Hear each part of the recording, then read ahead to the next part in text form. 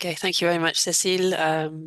Well, hello everyone. Bonjour à toutes et à tous, online and in person. So I'd like to start by thanking the NPI Society for organizing this meeting and inviting me to share a few words. I'm sorry I can't be with you in person, but there's a meeting this afternoon in Luxembourg, so I have to be there and couldn't travel to Brussels and back in time. So my name's Angie. I'm the Director for Research at Alzheimer Europe. And Alzheimer Europe is the umbrella organization of 41 national Alzheimer's associations from 36 countries across Europe. We're based in Luxembourg, which is where I'm speaking to you from today. And on the map, you can see the member countries in blue. So our mission at Alzheimer Europe is to change perceptions, policy, and practice to improve the lives of people with dementia. We have a number of core goals, and they're listed on the right of this image. Firstly, we aim to provide a voice to people with dementia and their carers. We work with national and EU policymakers to make dementia a European priority.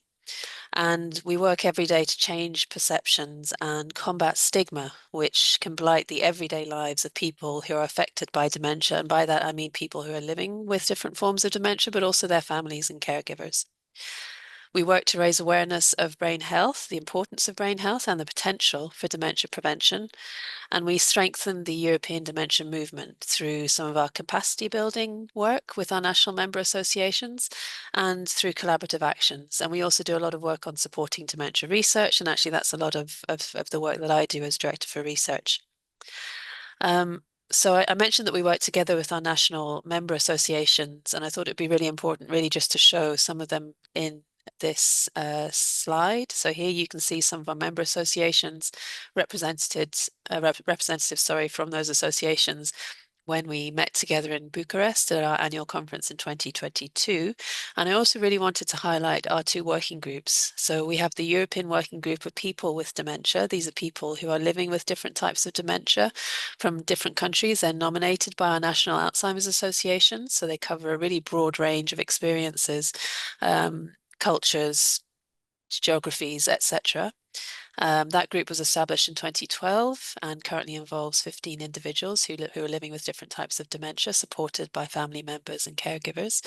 And we also have the European Dementia Carers Working Group, which involves similarly people nominated by national Alzheimer's associations who are caregivers, current or past, of people who are living with dementia. And together as a community, as an organization, we advocate for a holistic, human rights-based approach to dementia. So the topic of non-pharmacological interventions is very important to us as an umbrella organization, but also for the dementia community in Europe and beyond. In dementia, behavioral and psychological symptoms such as anxiety, depression, loss of sleep can have a really profound effect on the well-being of people with dementia and on their caregivers. They're associated with accelerated cognitive and functional decline. They increase burden for caregivers and families, and ultimately the risk of institutionalization. Sorry, a very long word for Wednesday morning, or Thursday morning, sorry. But NPIs, such as, for example, sensory interventions, art therapy, reminiscence therapy, can have a profound effect on the well-being of people with dementia and for their caregivers. These therapies are associated with positive feelings, providing comfort, a sense of well-being and a sense of calm, and generally increasing the well-being for people with dementia and their families. The other thing about non-pharmacological interventions is that they're accessible. This is a really important factor for a community that is very widespread across different areas, that often can't access care directly or are reliant on care in the community. And this means they can be widely used across a range of residential settings, both in daycare, in residential services, but also in the community. They offer safe and patient-centered paths to address agitation, anxiety, depression, and other behavioral and psychological symptoms of dementia. And I wanted to just include this brief slide, and I'm almost done because I know I've only got a few short minutes, just to really emphasize the value and importance of NPIs for the dementia community in Europe. Many of our member associations offer NPIs and similar interventions to support those affected by dementia. And here you can see some examples from France Alzheimer with an art therapy session. There is also publications from the Deutsche Alzheimer Gesellschaft, Alzheimer Iceland, which is Alzheimer Samtökin in the image down below, and members such as Alzheimer Scotland that offer reminiscence therapies for their members. So it's really, really to emphasize how important these types of therapies are to people who are living with dementia in Europe. And to finish, just coming back to Alzheimer Europe, I wanted to briefly outline how we at Alzheimer Europe view treatments such as NPIs for Alzheimer's disease and other forms of dementia. This year, we published our Helsinki manifesto, and you can see an image of that document on the right, on the left-hand side.